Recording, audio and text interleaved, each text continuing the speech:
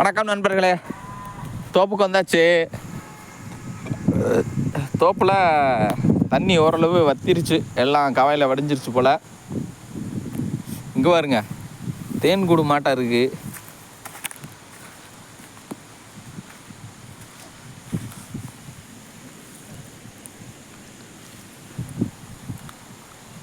புதுசாக செஞ்சு வச்ச மாட்டம் இருக்குது.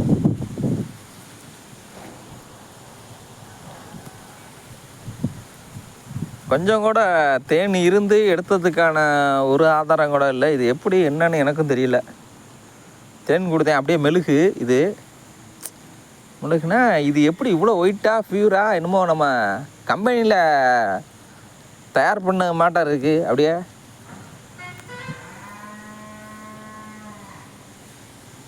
எனக்கே ஆச்சரியமாக இருக்குது. இப்போ தேன் கூடுனாக்கா இதில் வந்து தேனீக்கள் இருந்த தடம் தெரியணும். எதுவுமே இல்லை. புதுசாக கம்பெனியில் மேனுஃபேக்சரிங் பண்ண மாட்டோம். அப்படியே புதுசாக அப்படியே இருக்குது பாருங்களேன், ஆச்சரியமாக இருக்குது. இது எப்படி உருவாச்சு என்னங்கிறது தெரியல.